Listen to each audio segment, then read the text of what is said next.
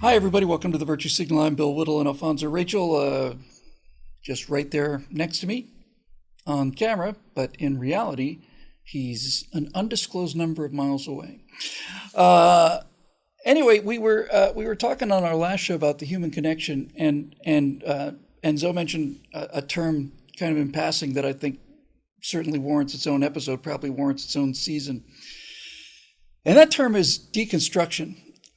When you get into all of the things that you're seeing now with critical race theory, which is basically just the most recent iteration of critical theory, which is the Marxist belief spawned by the Frankfurt School, that in order to destroy America, you had to divide it up into tribes and set the tribes against the middle, not against each other, against the middle, against the establishment, against the history, against the patriotism, against the e pluribus unum, against the idea that people could actually live together as friends and very least as neighbors. No, I can't have that. So we had to divide people up into tribes. But the word, the term rather, that to me is so much a part of that is deconstructionism. And of all the terms that I hear out there today, I think I hate this one the most. It's a contest because there's a lot of stuff out there I'm not very fond of. But deconstructionism, there's a lot to talk about with this. And I want to start off, Zoe, with just the arrogance of it, just the raw arrogance of it. Some professor someplace at some university will deconstruct Hamlet, and he'll tell us what Shakespeare really meant with Hamlet. He'll tell us that Shakespeare was trying to make a position on homosexuality here, or this is Shakespeare talking about toxic masculinity, or whatever. They will make an attempt to tell you what Shakespeare was telling you by breaking it all down into little tiny pieces and then picking the pieces that you want. Not all the pieces, just the pieces that you want, putting them together in a different order. Ta-da. The entire idea of deconstructing something that you have somehow got the intellect or the insight to take a masterpiece and show me how the masterpiece works, and not only that, but here's a better version of it. You know, it just reeks of that kind of intellectualism, that idea that, you know, if we make everything really, really complicated and use big words, and a lot of them, then everybody's going to think that we're really, really smart. And I just find the whole thing to be disgusting and humiliating to them, and sometimes funny, but mostly just arrogant. Indeed, man. You know, it's that interpretation thing, and it applies to a whole bunch. Whether it's in college where somebody is breaking down some literature, or whether they're breaking down the Constitution, it's going to be this thing that's open to whoever the authority is at that time, who's able to get that position, wants to interpret it as, and that's a scary thing, because even with storytelling, which is such a powerful medium, it can be powerful for good and can be powerful, of course, for bad. And unfortunately, it's humans' inclination to just be selfish. And we want to see ourselves in things. There you go. That's it. Me and Shakespeare. Shakespeare wrote this, but I'm actually know more about what Shakespeare was writing about. Yes. Than Shakespeare did. Right. And the thing is, I get, and that's, to a degree, it's okay. It's okay to see yourself in a story. This is not seeing yourself in a story. This is breaking down the story. This is destroying the story. Sure. This is deconstructing the story and not putting themselves in the story. Everybody wants to be in the story. When you read or watch, when you really should watch Hamlet, everybody feels like, oh, I can relate to that. That's why it's the greatest thing ever written. You watch Star Wars and you think, I could be Luke Skywalker. But this isn't that. This isn't the audience identifying with something. This is a deliberate attempt for the intellect to disassemble and destroy something that is more powerful than the intellect, which is the power of wisdom and story and timelessness and humanity. And it's not a It's not a reconstruction, it's a deconstruction. It's an intellectual hammer to smash things into pieces, because the people, I think, who are motivated to do this on some fundamental level can't stand the fact that somebody like Shakespeare or anybody else could do something timeless, and they simply cannot, and they know it. Well, okay, so now would it be fair to ask, though, because we talk about the motivation. What's the motivation for doing that? Even if they're going to deconstruct it, even if, I guess maybe it goes back to, what was that line? I actually saw one of the Batman movies, man. And was it Michael Caine said, hey, look, man, some people just want to watch the world burn. There you go. You know, and there's a lot of truth to that. It's like, for what rational reason do you want to do that? But when you do have these people who have a position of authority where they have an audience, where people actually want to, I guess, be edified by this person who is going to deconstruct this story and put their own narrative to it. I guess even in deconstructing that story, there are going to be some who are motivated to try to insert themselves in the story somehow, and they want you to perceive this story according to their ideas. That's right. And now we're getting to the political aspect of it. And by the way, before we get into that, let me just say this. I'm not talking about criticism, either professional or amateur criticism. You can read a critic's review of Hamlet or a movie, and that may be an extremely negative review, but it's not dissecting the movie into individual pieces and telling you what the filmmaker really meant, right, or what the author really meant. It's just, I don't find this aspect of the story doesn't work, or this character's weak, whatever. It's not the same thing. So now we get to the heart of the matter, and that is not even so much the act of the deconstruction, but what is the target of the deconstruction? Because so far we've talked about deconstructionism as basically a literary kind of a ivory tower, college professor, elitist, snob, midwit kind of exercise. And that's where it started. But I'll give you a good example of the kind of deconstructionism I'm talking about. There was, I guess it was a year or two ago now, there's a statue, I think it's in Massachusetts, might be in Illinois. I don't even remember where it is. But anyway, it's a statue of Abraham Lincoln. And he's holding out his hand, and there is a slave on the ground, and his chains are unbroken, and the slave is looking at the horizon like he's rising. And Lincoln basically severed the chains with the Emancipation Proclamation. And some guy, some modern student, looked at that and said he thought it was offensive. And so there was a major effort to pull it down. But the reason I bring this story up is because that statue was paid for by slaves, by people who had actually been actual slaves, who had nothing. And they would chip in a penny or a nickel or whatever they had to build this statue. And this is what I'm talking about when I get into deconstructionism. Who does this guy think he is?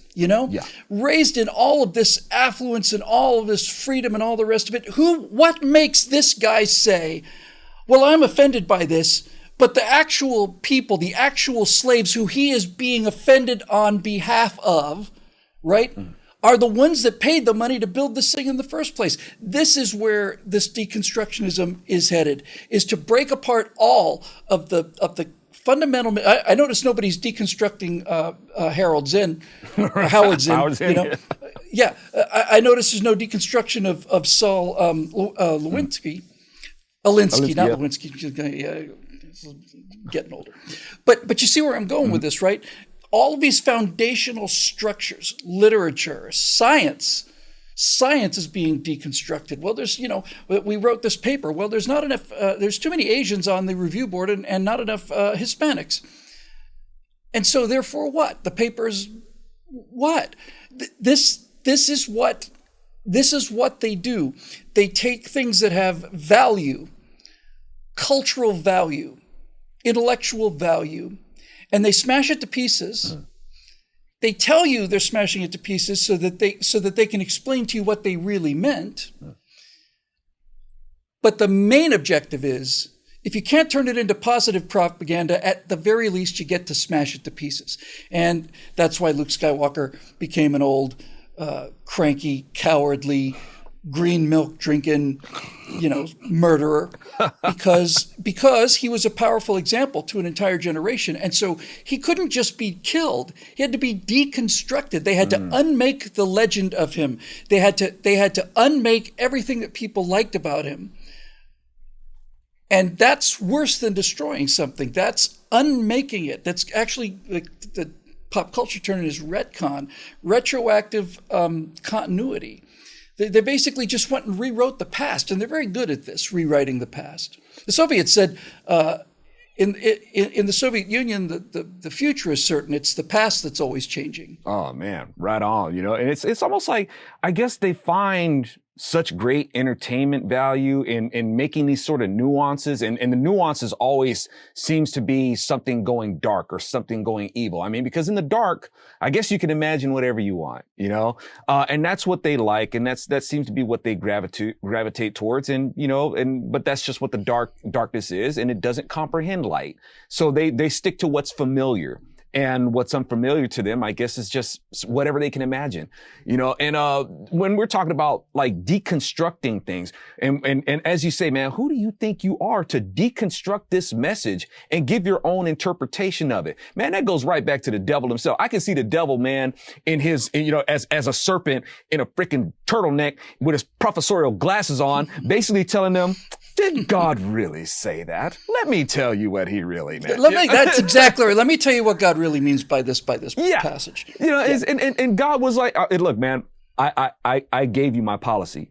I gave it to you. Yeah, but when you look at the prodigal son through the lens of intersectional feminism, you realize that what Jesus was saying was not what Jesus was saying, but just the opposite. It was really all about Mary Magdalene, and on and on and on and on and on and on. But the thing is, and even we have to admit, just like anything else, any other literature, any other law that's written, for states to abide by or citizens to abide by, they're going to be subject to interpretation, right? You got to say the same thing about the Bible, but here's the difference. The big difference is the Bible itself was written with a lot of metadata in it. It's like you really can't get this long. Once again, it's one of those things where you have no excuse to not understand this. When it's like when you fill out some sort of policy and it asks you, do you understand English? Do you understand everything that is English? Written? Do you read speak it, right? Sir? So the Lord's everything in here is you have all the metadata every aspect of my intention is baked into each one of these words. Right? We have metadata so we can conduct more effective searches. Well, all that metadata is baked into each word that God was talking to. This is exactly where I'm coming from. Here's the context to show you examples of how that word was supposed to be used. All that sort of stuff is already baked in there. So there's no excuse to misinterpret it. If a person does misinterpret it, it is because they are trying to dissect it to basically, I guess, take their own, insert themselves into the narrative to see themselves in what they want and use. And the Lord says this. He says, look, man, there are going to people who are going to kill you and basically say, I'm doing it for Jesus. I'm doing it for God. And God's it's like Antifa, right? Yeah. We're anti-fascists who dress in black, head to toe, with black boots and black leather jackets, and we wear masks, and our flag is black and red, and we go around kicking people and beating up people who we disagree with, unarmed people, because we're anti-fascist. Right. The irony meter explodes. Yeah. Exactly. And the Lord, puts in very basic safeguards. Before you go killing people, saying that you're doing it for me, you forgot to read that part that says to not take my name in vain. I made that pretty clear, and you're supposed to know the difference between murder and killing, or killing in defense of somebody trying to murder you or take over your territory. No, you're supposed to know these things. I put it in here, but when we're talking about deconstructing and somebody trying to make that, for frivolous purposes, just because they got a grudge or a gripe with somebody else and just want to watch the world burn, as we say, or whether they're trying to insert themselves into it, there's no justifiable reasons for it. And like I said, the Word of God itself, it can't be rightfully deconstructed and leave it for somebody else to say, well, that's a good deconstruction of it, or there's a bad one. There's only one way to actually view it. Just the problem is we just try to make those decisions on our own. Right. And that metadata that you were talking about that's built into the Bible is also built into good literature and bad literature. When I was a theater major, I had a very memorable moment, where this acting teacher who everybody respected was directing this play, and somebody just kind of missed a line. They was supposed to say, I'd rather be here than there, and he said, let's go over there, something like that, right? he stopped him, immediately stopped him and said, you have to get every single word in this script exactly right, because writers spend hours or days getting the words exactly the way they want them. Mm-hmm. And if you as an actor start deciding that you're going to start rewriting this play, then you're in the wrong line of work. You need to be writing plays, not acting them. And I was so struck by that, because it erodes the intention of something that has been very carefully crafted, mm-hmm. and that a lot of work went into, and it's just done in a kind of a cavalier fashion. But speaking of deconstruction politically, there's a very famous picture of Stalin. It's called The Missing Commissar. This picture of Stalin, black and white picture, and he's walking along with a couple guys on his right, and then on his left is a very small guy named Nikolai Yezhov. Yezhov was about 5 foot tall, and Yezhov was the single great murderer of the Soviet Union. Beria probably killed more people, but Yezhov killed more people in a year or two than anybody. He ran a murder machine. And eventually Yezhov was executed and so on. So they airbrushed him out of the picture. And now they did it using very primitive technology, literally painting on a photograph, and you can pretty clearly see that there's something funny there. But he's gone. He's taken out of history. He has been deconstructed from the narrative. It used to be that we wanted Yezhov in the picture, as you mentioned in our last show, because people thought, oh, Yezhov, he's protecting the Soviet people. But now that he's gone and we don't like him anymore, we're going to deconstruct the history of the Soviet Union encapsulated in this photograph, and we're going to change history. We're going to take him out of that picture, we're going to break it down in little pieces, and take the Yezhov off, we're going to paint it over, and here's the new history that we want people to remember and build upon. And we see this all over the place with things like the 1619 Project and all of this stuff. To some degree, even, I think, the deification of American Indians, I can't speak for American Indians, but I can tell you, if I was this person in an American Indian body, I would be very, very, very offended that my warrior ancestors were treated like a bunch of pot-smoking hippies who did nothing but pet ponies all day, So all of these things that make the pedestal that the now is built on are being chipped away, and the excuse that they're using to chip it away is that, see, you didn't really understand the actual meaning. Since I went to the university and I have 19 letters behind my name and so on, let me explain to you what Shakespeare really meant. Let me explain to you what Hemingway really meant. Let me explain to you what Michelangelo was really trying to say here. And it's just a cheap, low form of intellectual camouflage in order to allow them to break things that they don't like. Indeed, man. It's like they're more educated in manipulation. It's like, or people who go into the law. It's like, did you really go into law to uphold the law, or did you go into law to become familiar with the law so you can manipulate it? And that seems to be what people, want to do, with their education is just have the leverage. It's weird because education has been sold on this thing that liberates you. If you have an education, you're free. And to a lot of degree, that's true. But at the same time, you have a lot of people who are taking their education and using it to deprive other people of their freedom. That's what we seem to have a lot of. And that's an abuse of liberty. And it's a misinterpretation of liberty. And once again, those things have to be grounded in something, and it's,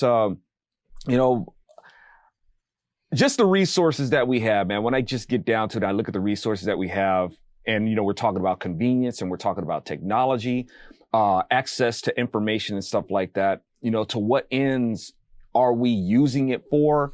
And what point do we get to where people actually realize, aside from realizing that, other people are doing, this is what you're doing. You're a bad person. I'm a good person. I'm a moral supremacist and all that sort of stuff.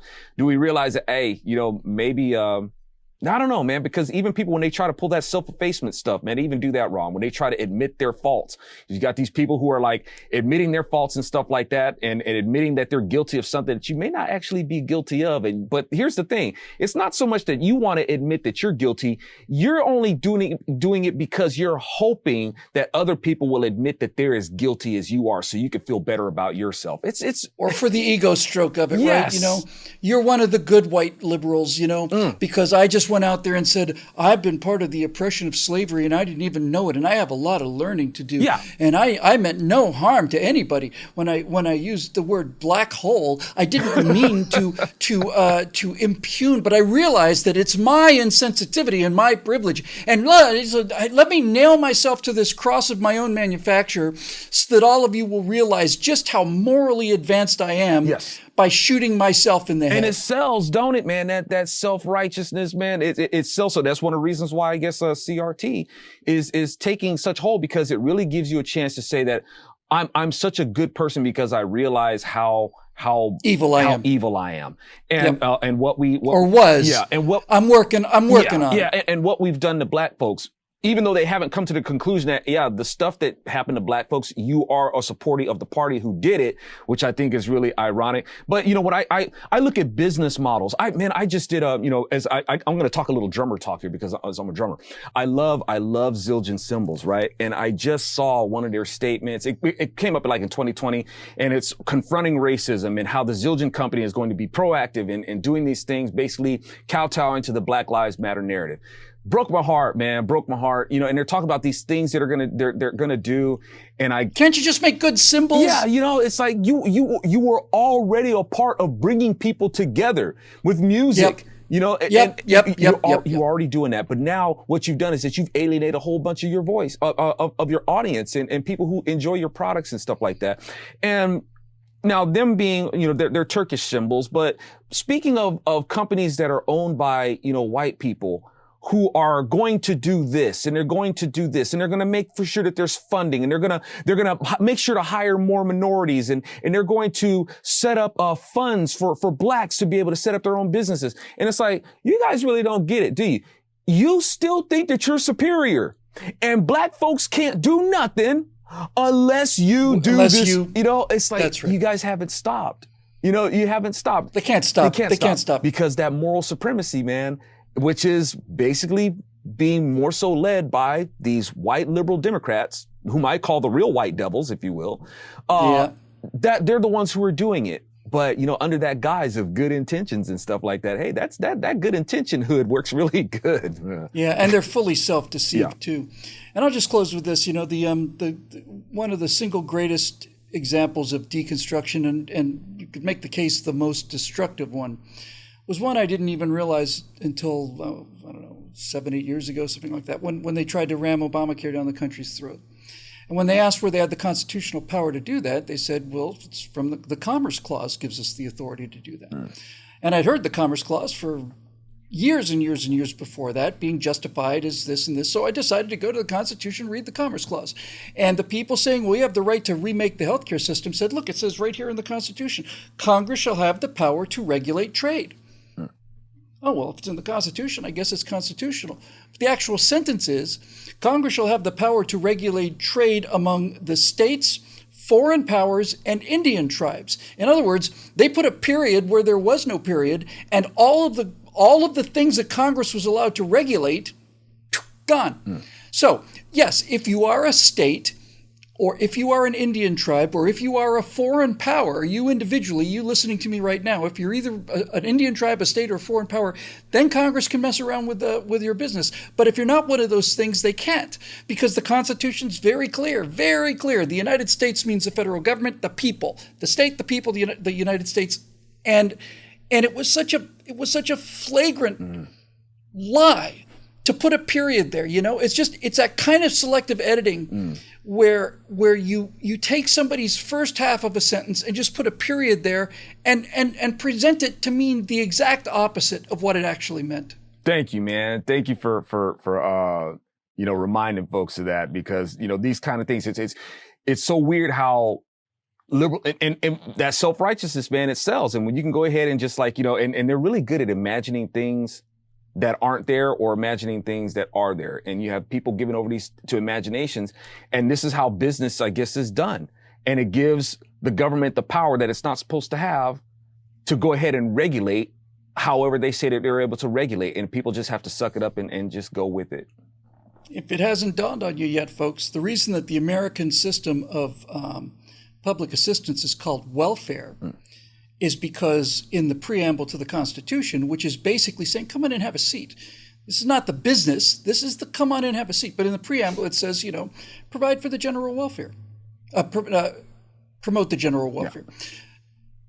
And so what they did was 200 and some years after the Constitution was written, they took a word from the preamble of the Constitution, stuck it on this socialist thing that is contravened by virtually everything in the Constitution. And said, see, it says right here in the Constitution, provide for the welfare, general welfare, and so I guess we'd better do this thing. It's all deconstruction. When you read the entire document, whether it's the Bible, the Constitution, when you read everything to the period at the end of it, at the end of the last sentence, you're right. All the metadata is built into it, and any effort to smack this up, smash it up into little pieces, and rearrange the pieces is somebody lying to you. And they're using the camouflage of some sort of superior interpretation that you're not bright enough to get. Yes. And I will be happy to see these people see their philosophy get run into the river, because I'm convinced that the tide is turning fast. For my friend Alfonso Rachel, I'm Bill Whittle. This is the Virtue Signal made possible by the members at BillWhittle.com. We'd love to have you join us if you'd like to. And if you don't want to, that's okay too, I guess. Yeah, okay, it's okay. We'll see you next week right here on the Virtue Signal.